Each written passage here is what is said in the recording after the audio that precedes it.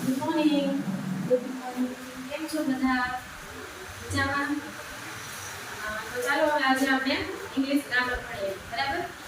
પહેલા આપણે જોશું ગ્રામરમાં સાદી ભાષામાં આપણે કહ્યું તો પહેલા આર્ટિકલથી લેશું. પણ આર્ટિકલ કરાવવા માટે પહેલા આપણે મૂળાક્ષરો જોશું કે ઇંગ્લિશમાં કેટલા મૂળાક્ષરો છે. એક બરાબર? તો અંગ્રેજી ભાષામાં ટોટલ મૂળાક્ષરો કેટલા છે?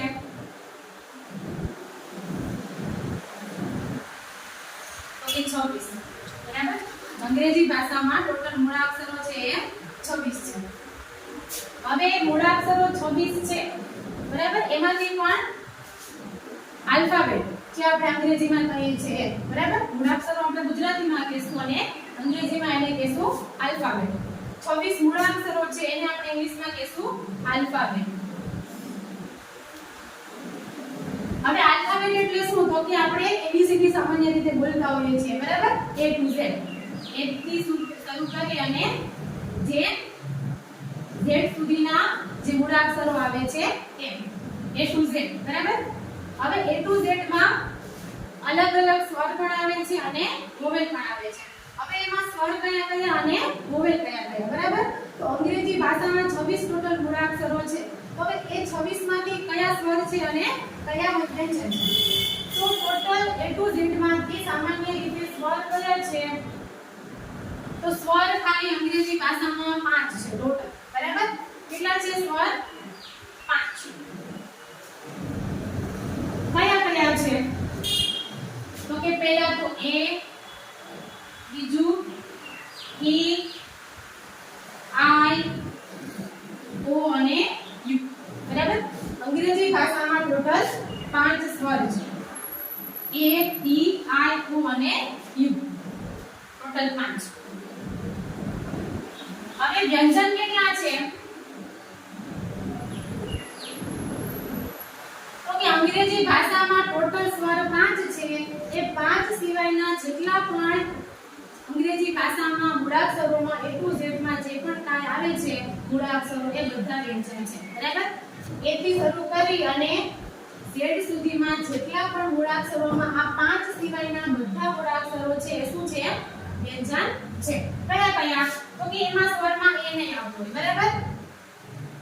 પછી B છે, એના પછી C છે, D છે, E નહીં આવે, પછી F આવશે, G આવશે, H આવશે, I નહીં આવે, J આવશે, K આવશે, એક્સ્ટ્રા Z સુધી. બરાબર? પણ કયા? તો કે આ 5 સિવાયના જે પણ કોઈ આવશે બરાબર મૂળાક્ષરો એ બધા શું આવશે?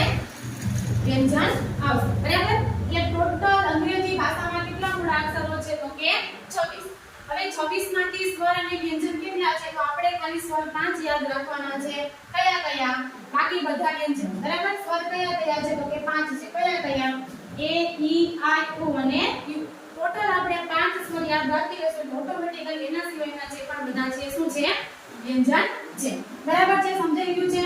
સ્વર કયા કયા અને વ્યંજન કયા કયા? હવે આ સ્વર ને વ્યંજન વિશેની માહિતી આપણને મળી ગઈ છે. બરાબર? હવે ટોટલ આપણે ગણશું ને મૂળાક્ષરો એટલે A to Z થી લઈ અને બધા કેટલા થઈ જશે? ટોટલ 26 થઈ જશે. હવે આ A, E, I, O, U છે એ સ્વર છે. તો એ લાગશે કોની પાછળ? બરાબર છે ને? એ પ્રશ્ન રહેશે ને આપણે કે ભાઈ A, E, I, O, U છે એ આપણે સામાન્ય રીતે કોઈ પણ સ્પેલિંગ લખતા હોય કે એપલ છે, બોલ છે, સામાન્ય રીતે જે પણ લખતા હોય એપલ છે, બોલ છે, પછી કેટ છે, ડોગ છે. આ મૂળાક્ષર પ્રમાણે જ મેં સ્પેલિંગ લીધેલા છે. બરાબર? આ બધા સ્પેલિંગ મેં મૂળાક્ષર પ્રમાણે જ લીધેલા છે. પણ એમાં આવે સ્વર કે વ્યંજન. બરાબર? લાગશે કેવી રીતના? આગળ આપણે બોલીએ છીએ આ એપલ બોલીએ છીએ. બરાબર? એ બોલ બોલીએ છીએ, પછી એ કેટ બોલીએ છીએ, એ ડોગ બોલીએ છીએ. તો એની પાછળ કોઈને કોઈ સ્પેલિંગની પાછળ આપણે લગાડીએ છીએ એ કેટ લગાડીએ છીએ. બરાબર?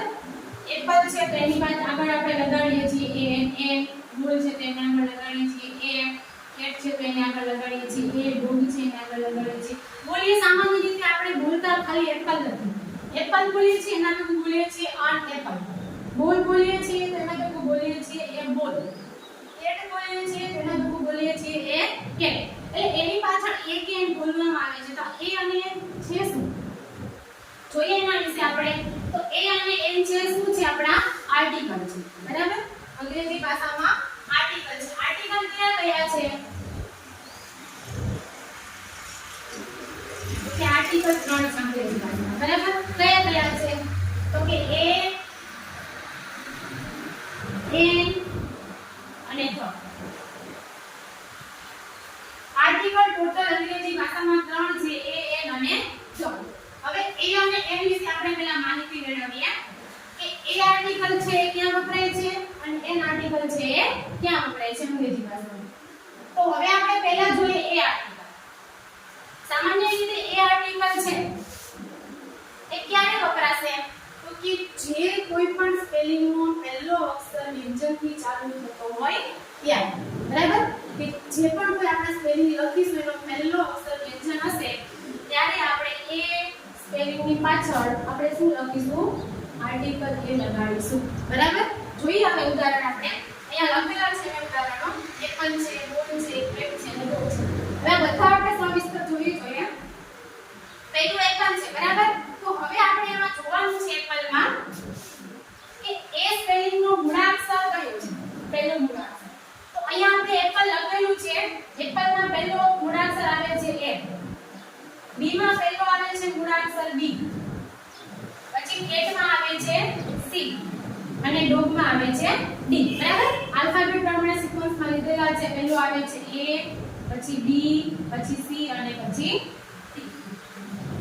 હવે ચારે ચાર પહેલા મૂળાક્ષર કોઈ પણ સ્પેલિંગમાં આપણે સ્પેલિંગ લખેલો છે એની પાછળ આપણે આર્ટિકલ ઉમેરવાના છે તો આપણે પહેલા સૌથી પહેલું પગથિયું એ જ લેવાનું છે કે પહેલા આપણે કોઈ પણ સ્પેલિંગનો પહેલો મૂળાક્ષર જોવાનો રહેશે બરાબર હવે પહેલું મૂળાક્ષર એપલમાં એ છે બરાબર પછી જોવાનું છે આપણે એ છે એ સ્વર છે કે વ્યંજન તો આપણે મેં પહેલા ચર્ચા કરેલી છે એ છે તેમાં આવે છે સ્વર બરાબર મેં પહેલા તમને ચર્ચા કરેલી છે એ છે સ્વર છે તો હવે આપણે જોવાનું છે જે પણ કોઈ સ્પેલિંગ નો પહેલો અક્ષર સ્વર આવતો હશે તો આપણે શું કરવાનું છે એમાં એની જગ્યાએ આપણે શું મૂકવાનું છે આર્ટિકલ એન મૂકવાનો છે સમજાય છે શું મૂકવાનું થશે આર્ટિકલ એન બરાબર કોઈ પણ સ્પેલિંગ હોય આપણે શું કરવાનું છે પહેલો મૂળાક્ષર કોઈ પણ સ્પેલિંગ નો જોવાનો છે જે પણ સ્પેલિંગ નો મૂળાક્ષર આપણે પહેલો જોઈ લીધો છે પછી વિચારવાનું છે એ સ્વર છે કે વ્યંજન છે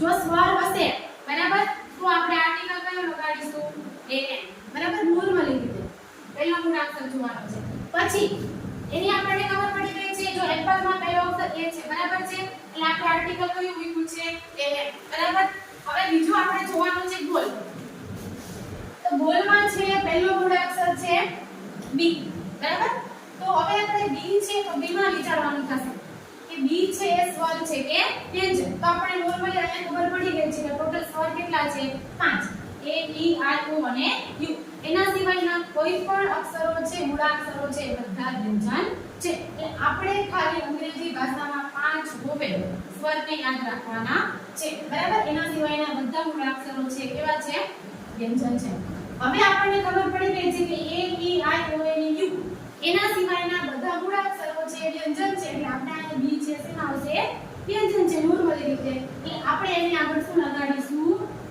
એ લગાડીશું બરાબર નોર્મલી રીતે યાદ રાખવાનું છે આપણે કે કોઈ પણ વ્યંજન હશે પણ ક્યાં જોવાનું છે સ્પેલિંગ પહેલા જોવાનું છે અને સ્પેલિંગ નો પહેલો અક્ષર આપણે જોવાનો રહેશે કે પહેલો અક્ષર છે શું છે બરાબર આ નોર્મલી બાબત થઈ ગઈ આપણી કે સ્વર હશે તો આર્ટિકલ એ લગાડીશું વ્યંજન હશે તો આર્ટિકલ એ લગાડીશું પણ ક્યારેક ક્યારેક એવું પણ બને બરાબર કે એનો ઉચ્ચાર છે એ અલગ રીતે થતો હોય આવતો હોય વ્યંજન છે અને ઉચ્ચાર અલગ રીતે થતો હોય સ્વરથી તો આપણે શું કરવાનું છે ઉચ્ચાર જેનાથી થતો હશે એ રીતે આપણે સ્વર અને વ્યંજન મૂકવાનો છે બરાબર યુનિયન છે બરાબર આને સ્પેલિંગ કરવાનું છે જો એ સ્પેલિંગમાં સમજજો યુનિયન છે તો એમાં સ્પેલિંગમાં આપણે આપેલો છે પહેલો કયો આપેલો છે તો યુ આપેલો છે બરાબર તો નોર્મલી રીતે આપણને બધાને ખબર છે કે શું આવે છે યુ છે સ્વર છે બરાબર આપણે બધા સમજી જઈએ કે 5 સ્વર છે એ ઈ આઈ ઓ અને યુ નોર્મલી 5 સ્વર છે આપણે યુ છે સ્વર છે એટલે આપણે ટોટલી શું કરીશું યુ દેખાણું છે, સ્પેલિંગ જોયો છે, ચેક કરેલો છે, યુ દેખાણું છે, એટલે આપણે આને શું કરીશું? ડાયરેક્ટ એ લગાવવાનું. કારણ કે નોર્મલી બાબત છે, આપણે જોવાનું છે સ્પેલિંગ છે એનો પહેલો અક્ષર છે યુ છે, એટલે આપણે નોર્મલી રીતે કે આર્ટિકલ કયો આવશે? એ એન આવશે. કારણ કે યુ છે શું છે?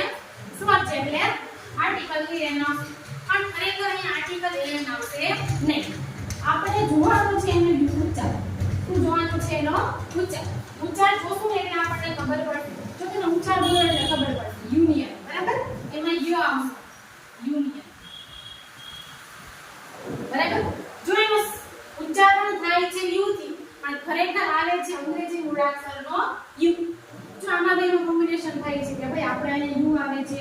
નોર્મલી મેં તમને કીધું છે કે આપણે શું કરતા હોઈએ કે કોઈ પણ સ્પેલિંગ છે ને પહેલો અક્ષર જોતા હોય કે સ્વર છે કે વ્યંજન છે, એટલે ટોટલી આપણને ખબર પડી જાય કે યુ છે, એટલે ડાયરેક્ટ આપણે શું મૂકી દેવાના?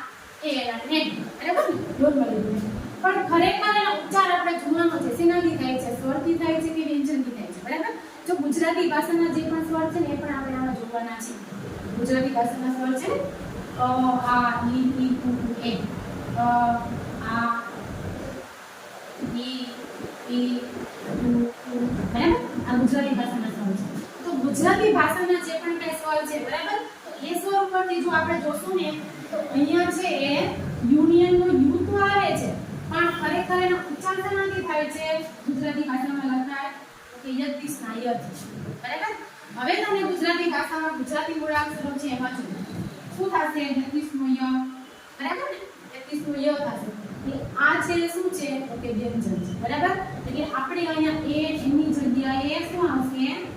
એ લખીશું. શું આવશે? એ આવશે, બરાબર? એટલે ખાસ ધ્યાન રાખવાનું છે.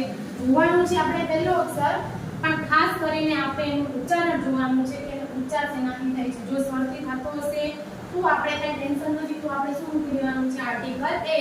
પણ ક્યારેક આવું કન્ફ્યુઝન આવે, બરાબર, તો આપણે એને જોવાનું છે, એને શબ્દને વાંચવાનો છે, સ્પેલિંગ ઓળખવાનું છે, જોવાનું છે કે ભાઈ એ શબ્દનું ઉચ્ચારણ છે કયા અક્ષરથી થાય છે, બરાબર? ગુજરાતી મૂળાક્ષરમાં કયા અક્ષરથી થાય છે, એટલે આપણને ઓટોમેટિકલી એ ખબર પડી જશે, બરાબર? એટલે આવા જે અમુક શબ્દો છે એમાં ખાસ આપણે ધ્યાન રાખવાનું છે.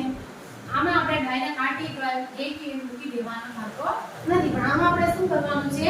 મોટે ભાગે વિચારવાનું છે કે ભાઈ યુનિયન છે એમાં આર્ટિકલ આવે છે, યુ છે, બરાબર? યુ છે મોટે ભાગે સ્વર છે, પણ એ સ્વર છે પણ એ આપણે મૂળાક્ષર પ્રમાણે ઉચ્ચાર પ્રમાણે જોશું ને ગુજરાતીમાં તો શું થશે? યુ આવશે, બરાબર? યતિસનો ય આવશે. એટલે યતિસના ય પ્રમાણે શું થશે? મૂળાક્ષર થશે, બરાબર? વ્યંજન થશે. એટલે વ્યંજનમાં આપણે મોટે ભાગે શું મૂકીએ છીએ? આર્ટિકલ એ મૂકીએ છીએ. એટલે ખાસ ધ્યાન રાખવાનું છે આપણે કોઈ પણ આર્ટિકલ મૂકતા હોઈએ, બરાબર? એક એન વાળી સ્વર વાળી જગ્યા આવતી હોય, આર્ટિકલ વાળી કોઈ પણ ખાલી જગ્યા આવે છે, પ્રશ્ન આવે છે, તો એમાં આવા સ્પેલિંગમાં આપણે ખાસ ધ્યાન રાખવાનું છે. નાના નાના સ્પેલિંગ હોય છે આમાં, બરાબર? તો એમાં નોર્મલી જો આપણે જોઈએ છીએ બોલ, બરાબર? બોલ લખેલું છે, તો હવે બોલમાં છે તમે ગુજરાતી લખશો બોલ, બરાબર? તો એમાં જો આવે છે બોલ, બરાબર? ગુજરાતી મૂળાક્ષર શું આવે છે? બોલ. એટલે આપણને ખબર જ છે એમાં કાંઈ ફરક છે નહીં. એમાં ડાયરેક્ટ આપણે શું કરવાનું છે? એ લગાડી દેવાનું છે. સ્વર છે એટલા માટે, બરાબર? પછી તમે જોજો કે એનું ગુજરાતી લખો, બરાબર? તો ક છે શું છે? કે ગુજરાતી મૂળાક્ષર છે, બરાબર? વ્યંજન છે. એની આગળ શું આવશે? એ. પછી તમે જો ડો લખો ગુજરાતીમાં ડો, બરાબર? તો ડો આવશે. એ પણ શું છે? કે ગુજરાતી વ્યંજન છે, બરાબર? એટલે ટોટલી આપણે કોઈ પણ આર્ટિકલની ખાલી જગ્યા જે પ્રશ્ન છે આવે છે તો આપણે શું કરવાનું છે? પહેલા એનો ઉચ્ચાર જોઈ લેવાનો છે. જો વ્યવસ્થિત આપણે એને ઉચ્ચાર જોઈ લેશું તો આપણને ખાલી જગ્યા કે કોઈ પણ પ્રશ્ન છે એમાં આપણને પ્રોબ્લેમ આવશે નહીં, બરાબર? તો સમજાઈ ગયું છે બધાને? સ્વર કેટલા છે, વ્યંજન કેટલા છે, અંગ્રેજી ભાષામાં મૂળાક્ષરો કેટલા છે, બરાબર? ટોટલ અંગ્રેજી ભાષામાં મૂળાક્ષરો કેટલા છે? 26 છે, બરાબર? મૂળાક્ષરો મતલબ ઇંગ્લિશમાં આપણે કહેશું આલ્ફાબેટ, બરાબર? આલ્ફાબેટ એટલે કયા અક્ષર મૂળાક્ષરો? તો કે A થી લઈ અને Z સુધી આપણે જે શરૂ કરી દઈએ છીએ, બરાબર? હવે A to Z માં સ્વર અને વ્યંજન કયા છે?